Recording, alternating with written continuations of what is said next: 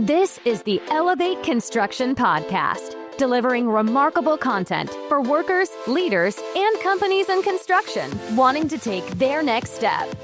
Get ready to step out of your comfort zone with Jason Schroeder as he encourages you to do better, live a remarkable life, and expect more. Let's go.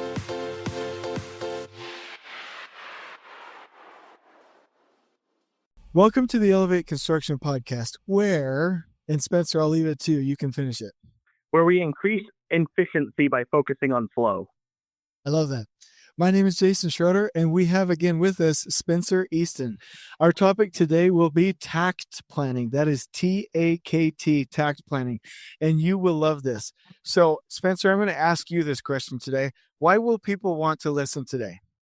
I want to listen today because this is the tool that will solve all of their problems, in my opinion, on a construction site. It produces a plan that is so easily followed and understood that we could teach grade school kids how to read it and use it. And I would say, have you ever been frustrated with implementing complex scheduling systems?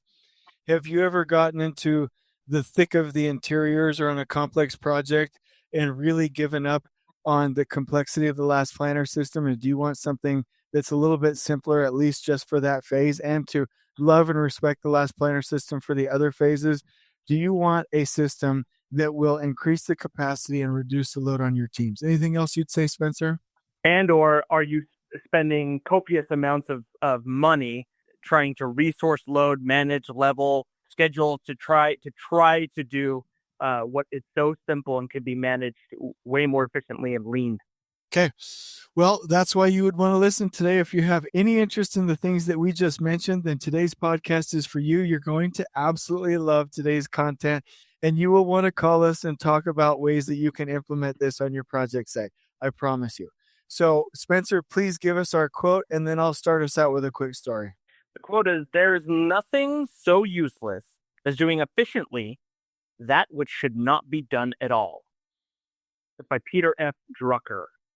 And I really like that quote because there are times when we just slam things over to the left, over to the data date for activities that should be done, quote unquote, right now, that we can do efficiently all at once, right? Everything together, batched, just push it forward, do it right now, even if it's not needed. And tact and flow really say, do the work when it's needed. Do it just in time.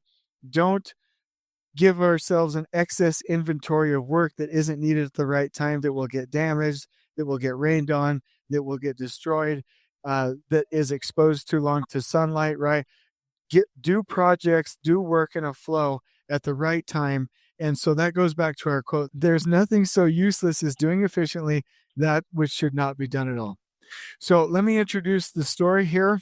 So Spencer and I were together on a project, and we're helping with a team, and we noticed a couple of things, and we're going to talk about it now. But the story basically comes down to the fact that the structure of the schedule was built first in P6. And throughout the project, we were very interested in making sure that we had a good path to the end date. We felt like we did, but we did a little exercise that showed the flow. And this was rudimentary at the time. We have ways to do this now, and Spencer can talk about how we use graphical schedules, and there's a software. Please mention the software, Spencer, here in a minute. But when we looked at it, there was no flow. It showed some of the first areas going just before the next area. Maybe there was a week stagger, next area, and then it would go vertically stacked over a couple of other areas. Then it would go backwards, and it was just all over the place.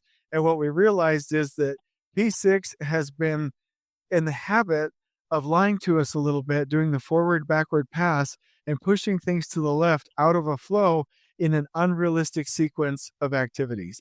And that made it to where Spencer and some other folks and I, we had to rebuild the schedule. And there was a point in the project where getting everybody gathered and rallied around a takt plan was critical. And that was huge to finishing on time. That project finished on time. There's an amazing team, amazing superintendent. But what we realized was getting everybody on a flow and getting all contractors to see that flow and buy into that flow was key. Spencer, what would you add? So it was really funny. At first, when we started sharing the tax plan with all the trade partners, it was about 2/3 bought in, and there were a couple stragglers that were really not on board and were like, no, we're P6 people, we're professional, we understand your P6 schedule. This colored rainbow mumbo jumbo is just crap. And it was interesting when those trade partners were not in the flow and they were not going at the same rhythm, rate, beat as everybody else. When we finally sat down and had a coordination meeting of, hey, this is why, and trying to show them visually on the tax plan, they said, listen, we understand P6. So I pulled up P6 and I said, okay, when do you move to level 3, like the second area on level 3? And he said, I'm going there right after level 1. And I said, Paul, look at P6. And I showed him the dates. I was like, we've now crew tied it to match the tax plan. And that's not what it's saying. You need to go there after level, whatever area was in the next sequence, right? So it was obviously you're not seeing it because this is a huge, massive list of data. And it's hard for you to visualize that. That's what we've been telling you. Look over here on the tax plan. You see this area here. This is your color, right? It's number 4, whatever their number was. When you move to the next area, the next sequence in that flow, this is where you need to be there. And he just sat there and he was like, "Well, that's really simple and easy to read." And it had been months of him pushing back on it. So it was that aha moment that we had to actually take the time and just take the few seconds to show him, look, you're not getting what P6 is telling you, but look over here, this super easy visual thing. This is how you read it. And from that moment on, that contractor was in a commissioning meeting. That same person brought up, "Hey, you guys need to be following the tax plan." Like he was our biggest advocate for it because we took the time to sit and teach him. And that's what it really takes. Changing system, you need to take that time to teach and bring people along and not just throw it out there and be like, just follow this, right? You really do have to have that good understanding so you can teach and train people and bring them along. I like that. And I'm a visual person. I'm a visual learner. So if somebody's listening to this podcast, let me see if I or you can explain this. So if you're like, what is a takt plan? They're talking about takt planning. Takt is the German word for rhythm or baton, right? It basically symbolizes or communicates the fact that we want flow and we want a rhythm. So we call it takt, T-A-K-T. That's a German word. We call it takt planning because it's really centered around flow. Most of the time, we're able to get these things on a single page. Most of the time, 11 by 17, sometimes 18 by 24, or 36 by 48.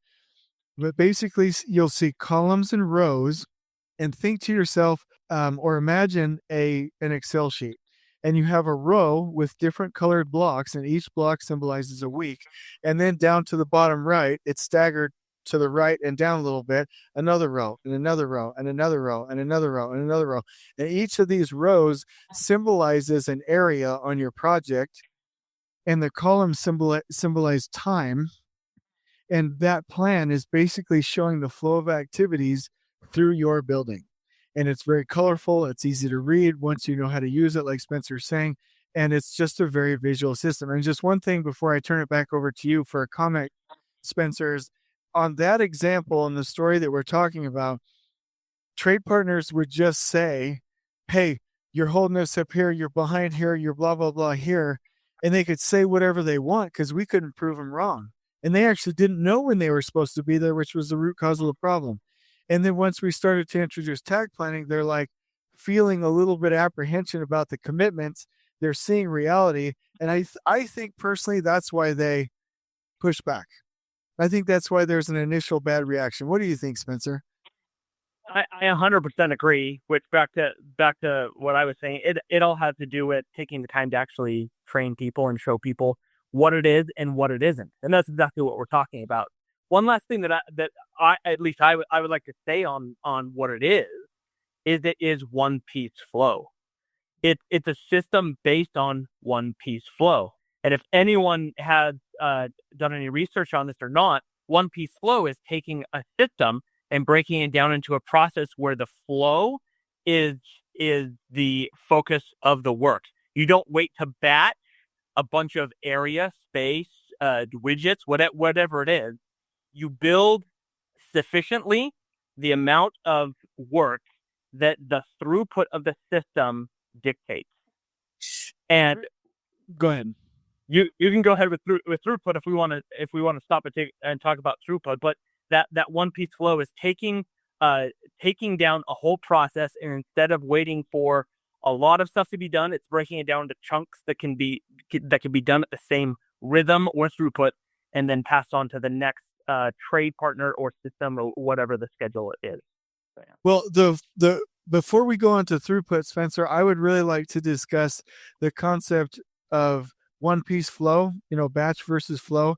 And I always think about the envelope activity, right? If you have one person that has a piece of paper and envelopes and stamps, and you tell one person to pick up one piece of paper, fold it, keep it in his or her hand, put it in the envelope, lick the envelope, which seems really anti-COVID-19 to me right now. But anyway, lick the envelope, then put the stamp on it, and then set it in a pile. That's one piece flow. That's one piece of work making its way through all of the processes all the way to the end. And then the other person, if you say, fold all the papers, all 20 of them at once, and then go put them all in, stuff them into the envelopes all at once, and then lick the envelopes all at once, and then stamp them all at once, the person doing everything all at once, batching things, will finish 1 to 2 minutes later than the person that just does one thing at a time. And it's because you have to pick it up, put it down, pick it up, put it down. There's additional over processing in the system if you batch things versus doing it one piece flow. The other thing is, when one piece flow, all the successor processes can begin working right away instead of waiting for the batch to be done. So I just wanted to illustrate that. And absolutely, Spencer, let's start talking about throughput. Now, throughput to me, and we talked about this on our last podcast, the goal was the book that we talked about. And it's interesting because that book really does define throughput for you really well. And in the book, I forget the author's name, Goldbrat is his last name, right? I don't know how to spell it. I think it's Eli. I'll look it up right now. So it's Elihu Goldbrat. Yeah. Yeah. Elihu Goldbrat. he in the book they go, the main character goes on a scout camp with his son, and they start marching, not marching. They start. And you're going to tell me about the slow kid, right? Yes. Herbie, who is the slow kid, right? He's the one that's holding up the line. Well, he's not holding up the line. He's at the very back of the line at the beginning, and they all have to make it to the end, or to the campsite, right? But Herbie's gonna hold them all up, but the leader wants to make sure there's no stragglers, right? So he's back in the back with Herbie, and so he's like, well, how can I make this more efficient and make sure we all get to campsite and no one gets lost, right? So he decides to put Herbie at the very beginning and have him dictate the rate of flow, quote unquote, of how they hike to the camp.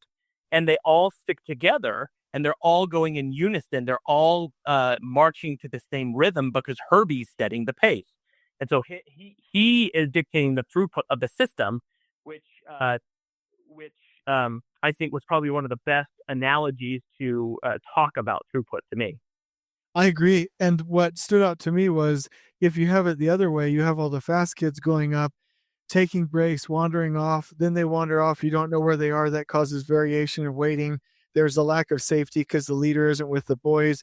There's a lack of communication if we wanted to take a break earlier versus later, right? So having everyone stay together at the same pace really was an important thing in that story.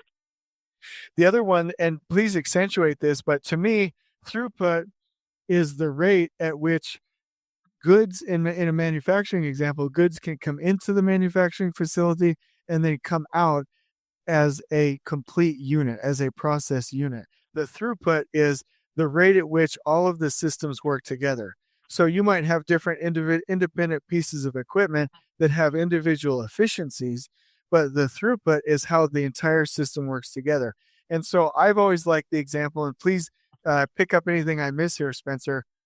But if you have a manufacturing facility that can do supposedly 4 parts per hour. I'm just going to use the 4 parts per hour because I'm simple. I know you have different examples that you've used in the past. But if you have a piece of equipment that can do 4 parts per hour, and another piece of equipment that can do 4 parts per hour, and then you have one that can do 2 parts per hour, then another one that can do 4 parts per hour, right? And we're trying to get product completed through this entire system, and on the output side going out to be delivered to customers, that 2 parts per hour piece of equipment is a bottleneck, right? And what I've been taught in the goal, and I'm using my own example here, is you can either get another 2 parts per hour piece of equipment there, or you can slow down the entire system to where all 4 pieces of equipment are all producing at the rate of 2 parts per hour. But what you cannot do is tell every one of them to work at full efficiency, because then inventory starts to pile up in the middle of the system, which slows everything down. It creates chaos, creates variation. They have to inventory. You have damaged materials, and you really don't have a throughput rate of 2. You have one of like 1.8. So if you want to have a good throughput of either 2 parts per hour or 4 parts per hour, you either have to slow everything down to the 2 or speed everything up to the 4 by adding another piece of equipment. Go ahead. What would you add to that story, Spencer? I know you always accentuate that for me or contextualize. It's hard to really visualize it without some visuals. But if we all think about the construction jobs that we've been on, and think about the word, I use the word whiplash. Think about those certain trades or certain scopes of work that are super quick, fast, and efficient. Like if you let your framer go ahead of the MEP guys, he's gonna smoke them. In the area where I do construction, usually the framers just can blow and go. They're just super fast, efficient. They have it down, and it's not super difficult to install. It's not super technical. I'm gonna get shot by a framer because I'm saying it's not, but that's usually the case. But then it slows down to a slower a slower throughput, and you get that, okay, I had to jerk to slower, and then you can speed up and through like drywall, and then you got to slow down to some of the finishes. You get that whiplash effect, and it happens throughout a project when you're seeing the variation between 2 different efficiencies between 2 different trades, right? So you see some people that can go faster, and it kind of is that kind of like if you saw a snake eat a rabbit, right? You see it kind of like ripple all the way to the very back of the snake. You see it affect all the way through the life cycle of a project. It's like if you get out of that flow and don't think about that up ahead, you feel that ripple effect through the entire life cycle of the project, because it wasn't dealt with before it started install out in the field. I agree. And one of the things that really caught my attention in the book, The Goal, and then we also hear that in the book, it's a written book, it's not on audio, This is Lean, which you and I have just read. And that's a very good summary and explanation of that in very technical terms, in my opinion, right? We learned that the reason getting out of flow is really bad, one of the reasons at least, is because it increases inventory. And so let's just think about it like this. If we're a general contractor, that's funny, we are, but if anybody listening, if you're a general contractor and your schedule is not predictable in a flow, and your trade partners or subcontractors know that you're going to jerk them around or whiplash them around, using Spencer's term. Maybe I didn't use that as best as I could, but meaning the schedule's not predictable, then I can't bring materials out just in time. I have to go create a shopping mall out in the laydown area, or I have to stock the whole floor with duct, or bring out all my materials, all my this, all my that, to anticipate the whims of the superintendent on site, right? And so that's when inventories start to rise and production rates go down, because you need additional resources to manage that inventory. You were going to say something, Spencer? It's not even the whims of the superintendent, in my opinion. That's when we didn't manage that. We didn't think about that up ahead, right? So it's really not the whims of anybody. It's the whims of everybody. It's well, I'm going to go this, I'm going to do this because that makes me efficient, right? So this trade partner goes off and does whatever's efficient for him, and he just goes, right? He goes to the areas where he can get, and he just gets in there and starts installing it. But framers don't like the duct to be in place first, and the duct doesn't like the framing to be in first, right? It's like you can't win, but if you just let everybody go at it and just fight for space, you're going to see some people just get ahead and other people not get ahead, right? And so that's where you see that variation that you were talking about. We have like Lord of the Flies. The reason the reason I say rims is because I watch a lot of kids movies because I have 11 kids, and Muppet Treasure Island, there's a point on there where Kermit the Frog, who's the captain, comes on board, and Mr. Arrow, the eagle-looking Muppet character, is like, anybody caught dawdling will be shot on sight. And Kermit the Frog's like, I didn't say that. And he was like, I'm just anticipating your whims, sir. And so that little quote has always been in my mind. But okay, so it's not the whims of the superintendent, but it's really the chaos of everybody not having a plan and working in a flow. I like that. But the point is, as soon as we don't have stability and flow, just in time goes away. Then we have inventory, and inventory is the mother of all other wastes.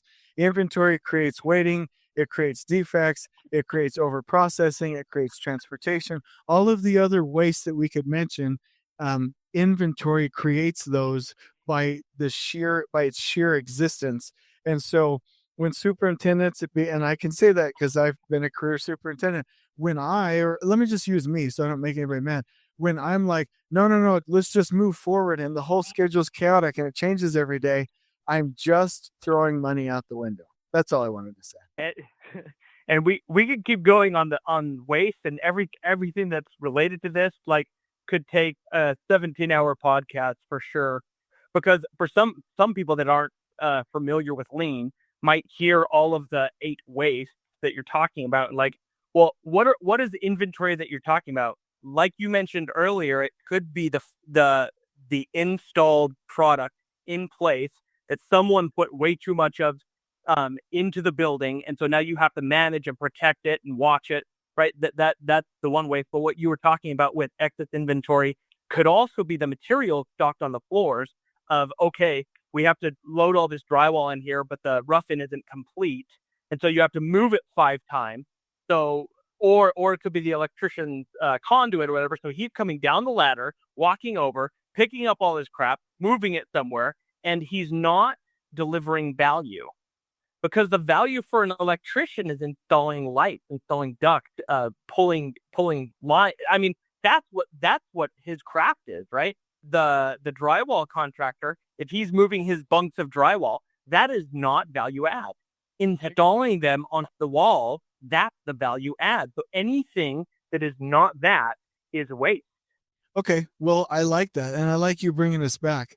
Real quick, the 8 wastes are defects, overproduction, waiting, non-utilized talents, transportation, inventory, motion, and extra processing. So you can use the, what do they call it, Spencer? Is it an acronym or a... acronym, downtime.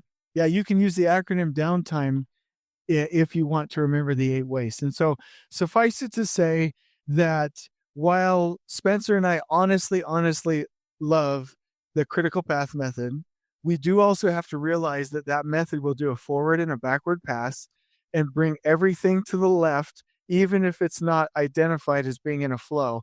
And so takt planning can accentuate, can support, can partner with, love, accompany a master schedule well, because takt planning focuses on flow and making sure that things are done at the right time so that we're not efficiently doing the things that shouldn't be done at all or done right now. So we'll just summarize that. So real quick, Spencer, let me ask you a question. In a summary, what is takt planning? It is a detailed 1-page, a 1-piece flow schedule that focuses on flow, throughput, bottlenecks, and is accompanied by lean practices to be the most efficient scheduling tool in the industry for construction. Did you just really do that? Did you have that written down? Nice, Ricky.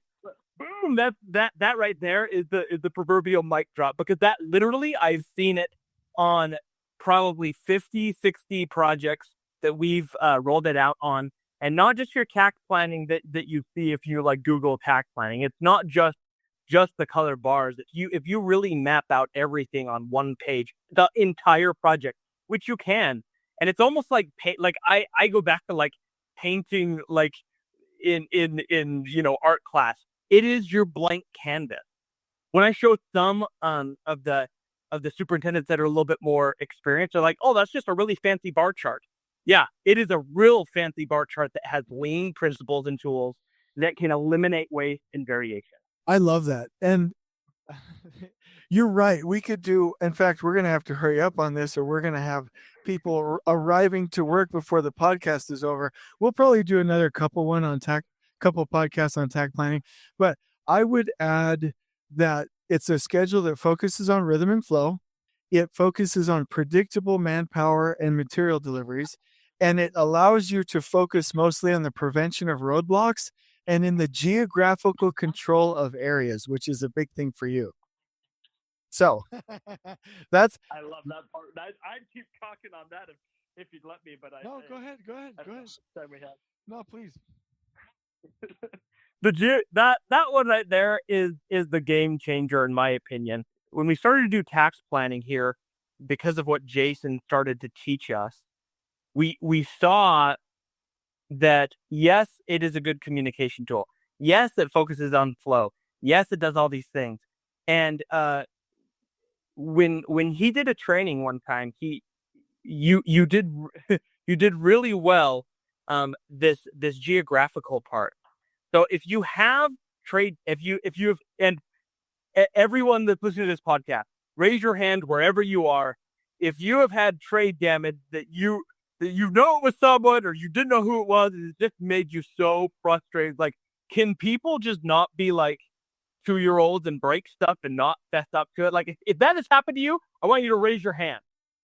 I know most everyone's raising your hand, and that's a huge problem. It's like, how do you manage that and not become the Gestapo and Big Brother and have cameras everywhere and record everything and be like, no, and that doesn't foster trust. It doesn't foster any of the good things that Jason's been talking about on any of the other podcasts.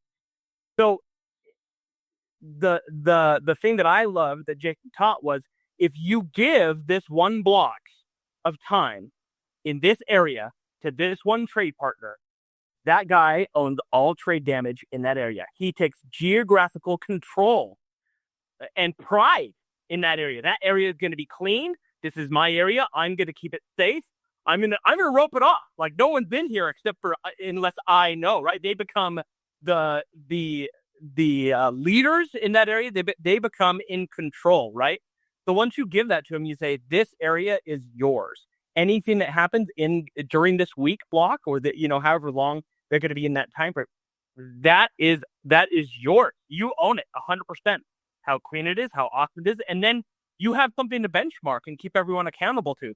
And they start becoming the police for you. They're out there every single second in that area doing the work. And if somebody comes in with a forklift and runs into it, that they are going to come with photographs and pictures and all sorts of documentation saying, this guy came into our area and he, like, you know what I mean?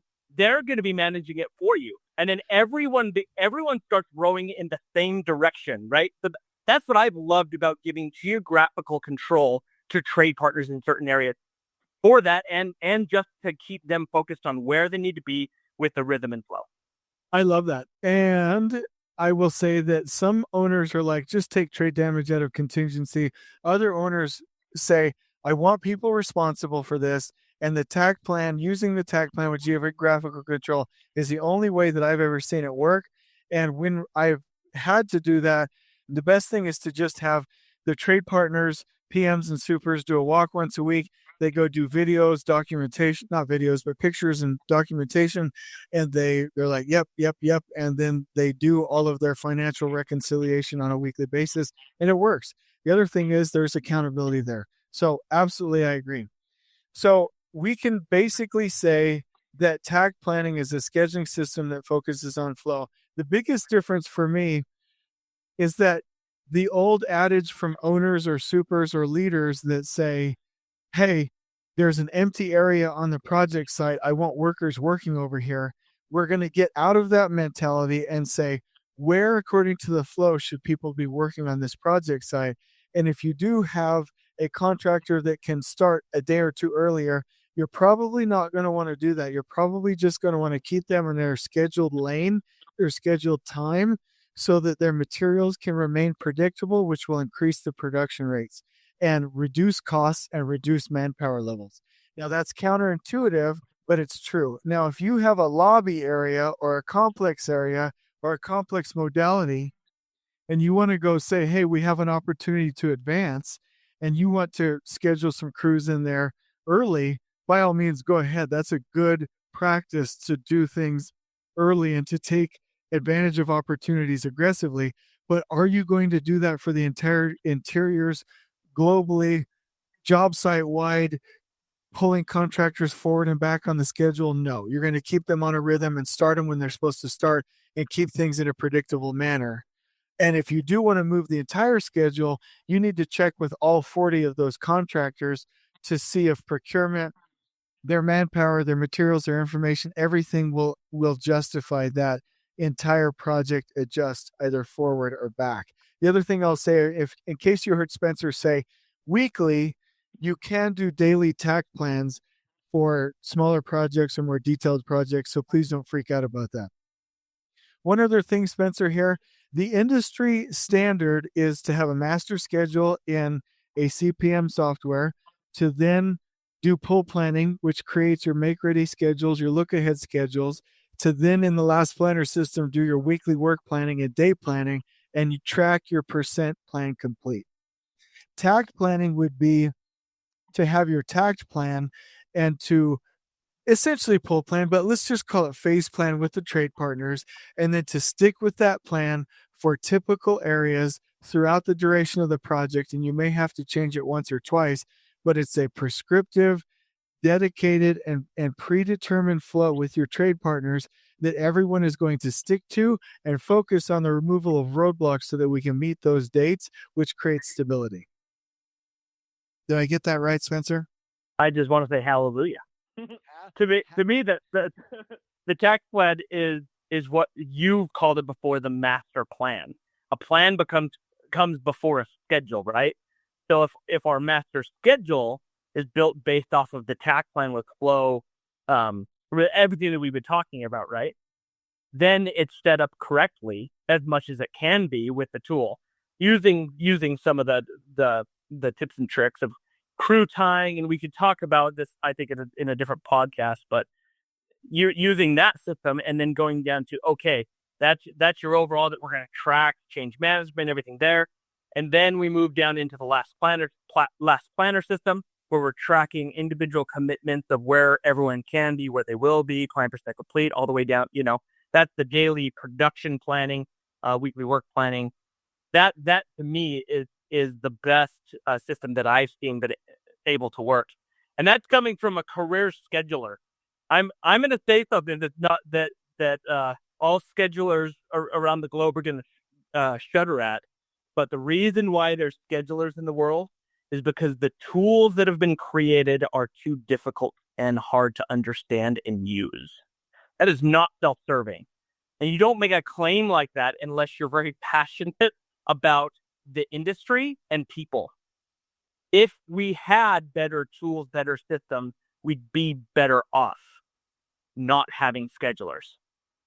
That's a pretty bold statement, but it's true. Like we do very poorly at time management because there's no one good system that does it all well. And that's where the development of having takt planning, your CPM, last planner, kind of like, it depends like where you're at, what tool you want to use, like what's best suited for the project team. Like there's so many ways to attack time management, and takt being one of the best, in my opinion. It really speaks to, well, it's the tool has kind of driven the problems in our industry. You talk about CPM, that's been the standard since 1965. What has really changed in CPM? It's been digitized, but that was in like the 80s. Like So, I mean, you look at the problems there, and we haven't really changed at all for decades and decades and decades. And yet construction is changing, technology is changing, owners' expectations, buildings are changing, and yet we're still using the same stagnant tools. I agree. And the other thing, just on a quick, and we're going to have to go fast, so let me make this comment. Then you go through quickly. How do you create one? I'll say, how do you use it? Then you go through, where can it be applied? I'll talk about a couple different types of tact, and then we'll close this podcast out. But I will also say that I love Last Planner and Lean and CPM enough to be realistic about the problems. And let's take Last Planner, for example. There are a lot of people that are frustrated with it, and we just keep advertising and marketing it the same way without addressing people's concerns. Like right now, using the Last Planner system for really complex hospital interiors, for example, is very difficult. And I've used vPlanner, I've used BIM 360 Plan, I've used Smartsheet with Power BI, I've used like anything that you can think of, any of the tools. I've used the stickies, I've used the card system. It gets complex, and there has to be other options for people that can notice that complexity and need other options. And I feel like instead of just saying, hey, let's not talk about it, just use this. Hey, let's not talk about it, let's use this. Let's notice where CPM and Last Planner fail us and know other ways that we can get it done. So anyway, let's go, and we'll talk about those in another podcast. Spencer, briefly, because I've talked too much, what is the process to create a takt plan? So first step is to understand the scope and areas that work that needs to be done. You would create a time scale and understand what that time scale needed to be based on, trying to see, like, is it a large project where you're going to be multi-years, a lot of different complexity? You're probably at a weekly, or I've never done it, but I doubt you could do a monthly takt plan, and at various levels of detail. But you'd start with your time scale and then start from day one. Okay, what's the first, and we've been modeling even pre-construction and scheduling out when the plan needs to be done, like everything, right? Okay, we start mapping out, generally where these items are going to go. Then we go right into building just like you would a normal schedule of, okay, what is structure going to take? What is that early earthwork? Do you have deep foundations? Do you have, right? And so you start asking yourself these questions and start saying, okay, within these different areas and phases, you start to build them out. Who's the first person in? And that's when you build, okay, if you do it by numbers or letters or colors or whatever you're using, use you find the sequence that's going to be throughout the entire system. And if it's interiors, you're going to be starting in your rough ends, you're going to be starting in your framing and all that, and getting through drywall and finishes, and you get all of your sequence done. Then okay, that's the order in which they go. Then you start building out how long it's going to take by giving them either a week, 2 weeks, 3 weeks, or however long they need in that area by that number. Then you would go through, and just like what you said, you take, okay, here's this area. If they're all the same and you don't have variation area to area, you could use a simple copy paste, and then you just copy at the stagger, meaning that area A starts here, and then if it's a 2 week stagger, 2 weeks later you'd start the next area, but it would have the same exact sequence all the way through. So it's a copy and paste of all those lines all the way to the end, and then copy and paste for the next area, and the next area, and the next area. If they're different, then you would just adjust the duration of how long each should take, and that would identify what I call inefficiency gaps. We don't have time to get into everything, but that basically what you go through, and you would build out your takt plan, starting with your time scale, going through, understanding your scope, breaking up the areas, and understanding that the variation between the different areas, you have to really focus on, well, there's this much scope from these guys, if it's flooring, if it's drywall, if it's structure, whatever it is, right? And go through and understand this is how much work should be in every area, or understand that there is going to be variation and how to address that. I agree. So that in a nutshell, as fast as I could do it, probably the quickest way to explain how to build a takt plan. Well, I appreciate that. And I think that the focus should be on the identification of geographical areas, right? If you have a medical office building and you have area A, bunch of offices, area B, bunch of offices, area C, offices and bathrooms. Either the bathrooms need to be detached from the takt plan, or we need to adjust for the extended duration of those complex bathrooms in that area, or break it out into a different area, right? So totally love your focus on identifying geographical areas, which would then create a flow. So what I'm going to talk about is how you use it. Literally, once we use takt plans in schematic design to make sure that we have the overall duration accurate so that we can prevent crash landings and really give the design team and pre-construction and the owner the realistic duration because it tells a better story. Then takt planning in the CD phase will allow you to review it with other people, get buy-in, get input, and do a fresh eyes. It will allow you to identify the manpower counts for every week of the project, right? It's basically can be a man-loaded schedule. You can see curves. You can put cost information in there. You can also use it to manage your mobilization, your concrete, your roughing, your finishes, your exterior, and your commissioning. Everything can be scheduled from takt. The other thing that we do is from a systematic, like procedural standpoint on the project site, meetings look different. It literally is everyone on site has this 11x17. You go into the meeting, you do your positive shout outs, you ask people if they have roadblocks, and then you say, how did we do last week? How are we doing this week? And are we ready for next week? And you spend 95% of your meeting literally looking at visible roadblock maps in Bluebeam or on the wall under a sheet of plexiglass saying, in order for us to do this takt plan, this flow of work, what roadblocks could possibly create variation and how do we as a team remove those? So instead of a normal scheduling system or last planner, where literally you're spending 60% of your time just managing the schedule, using takt, you spend 5% of your time managing the schedule and 95% of your time removing roadblocks. You can have any superintendent implement this system, and I might add, it reduces the load and increases the capacity of that superintendent.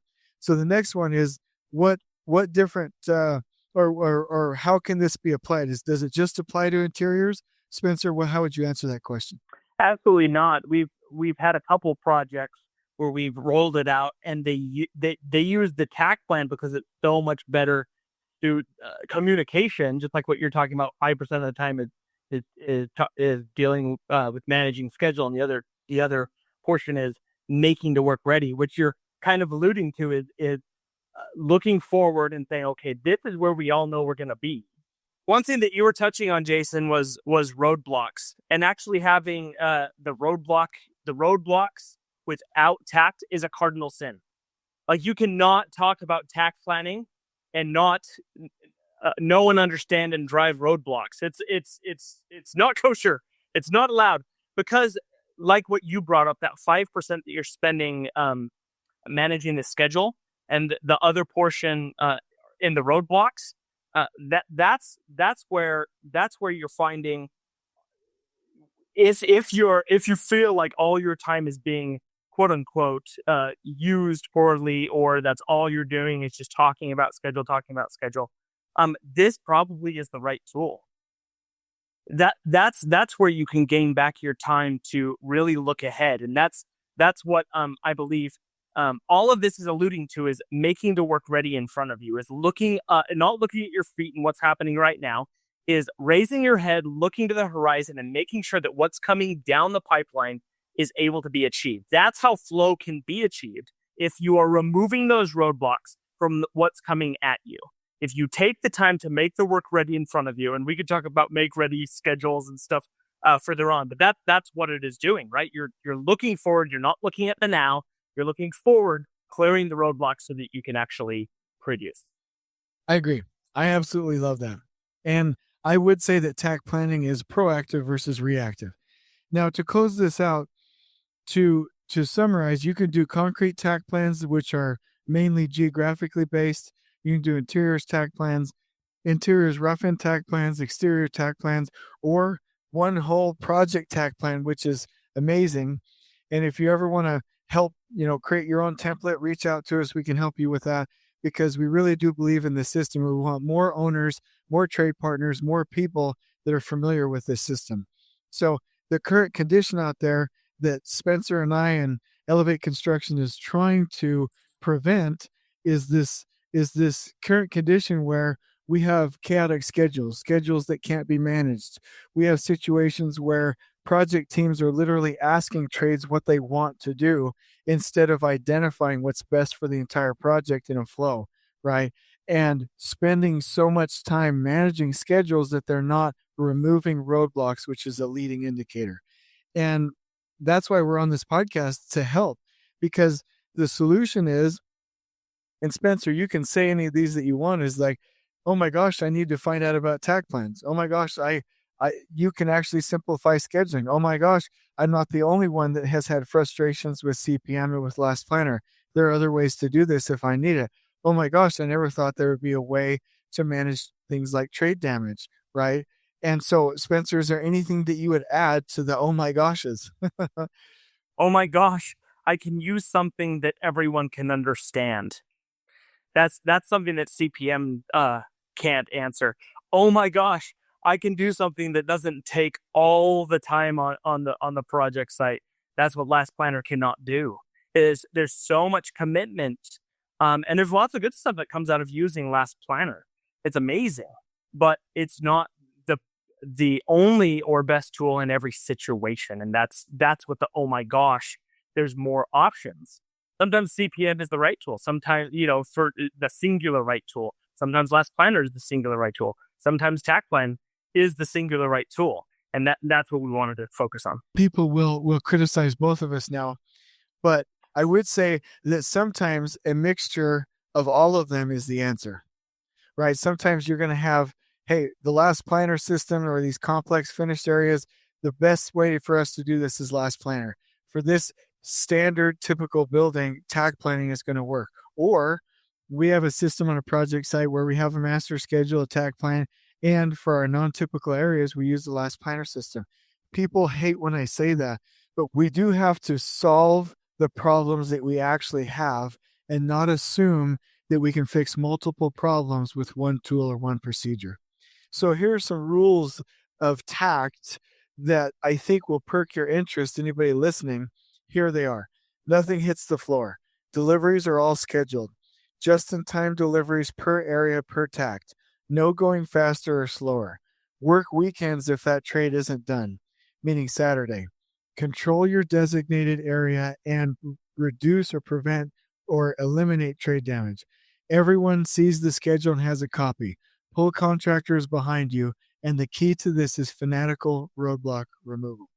So here are some things that you can think of, and Spencer and I are going to leave everyone listening with a couple challenges. So Spencer, you go first, and I'll go second, and then we'll give just a couple of challenges for the audience here. I challenge everyone to the same thing that I got challenged to. I challenge you to try to see how to make it work, because it can be a tool in your arsenal. It will change. I promise that it will change your life. If you're in construction, there is a time and a place for Takt. It does work amazing. And I challenge you to take the first steps to trying it. Reach out. If you still don't understand how it works, I suggest that you sign up for an amazing Elevate Construction training course. If there's one available in your area, please sign up, because it will change your life if you try to see how to make Takt Planning work. I love that. Mine would be that flow is king. So if you think about flow, and let's say you know CPM well, you know Last Planner well, you know these things well, think about that concept that flow is king. Flow reduces manpower, flow reduces costs, it increases throughput, it increases our productivity on site, it increases morale. Think about that and let that guide your thinking and your philosophy. And I would encourage you to just know, think, and believe that flow is king on a project. Spencer, over to you. I challenge everyone to really dive into Excel. Understanding how to use Excel is paramount in construction. It's amazing for cost. It's amazing for schedule, because that's where Takt Plans really can can be the most efficient in my opinion.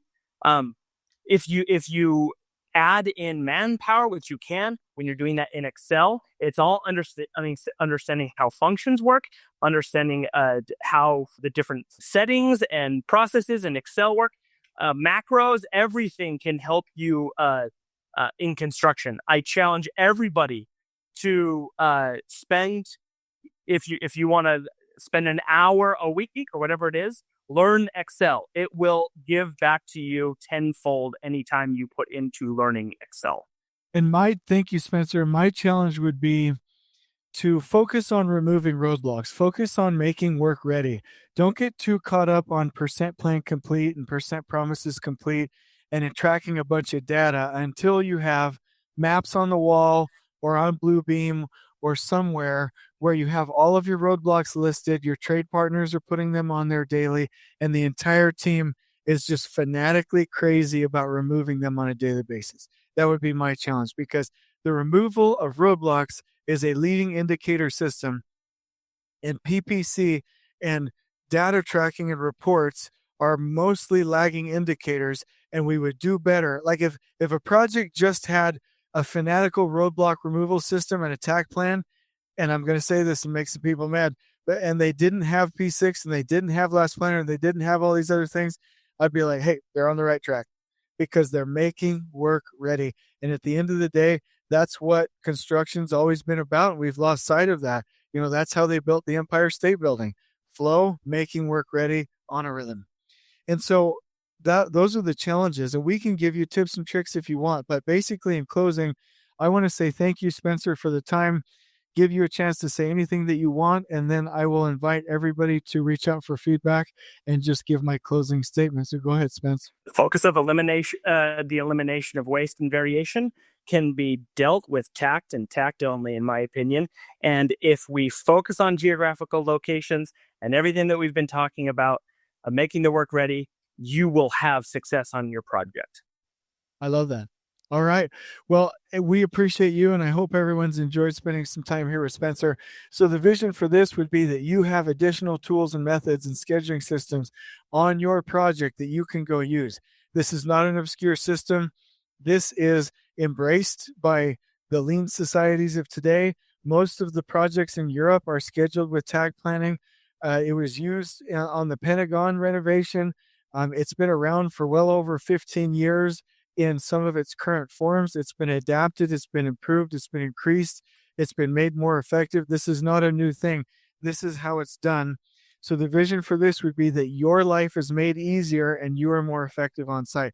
If you have any questions or comments, additional podcast topic requests, we get a lot of those and we appreciate those, or any feedback, please reach out to us on LinkedIn or at Jason S. at elevateconstructionist.com. IST stands for Insight Solutions and Training. So we hope that you're successful. We hope that you are as excited as we are about this system, because I promise you it works, just like Spencer said, and it's literally that next frontier. And we've only scratched the surface on where we can take this industry. Like, this is one of 100,000 wonderful things that we can go do. And so let's go do this. Until we meet again, let's have some fun with this. On we go. Please join us next time in elevating the entire construction experience for workers, leaders, and companies coast to coast. If you're enjoying the show, please feel free to share with your construction colleagues and help us spread the word by rating, subscribing, and leaving a review on your preferred podcast listening platform. We really appreciate it. We'll catch you next time on the Elevate Construction Podcast.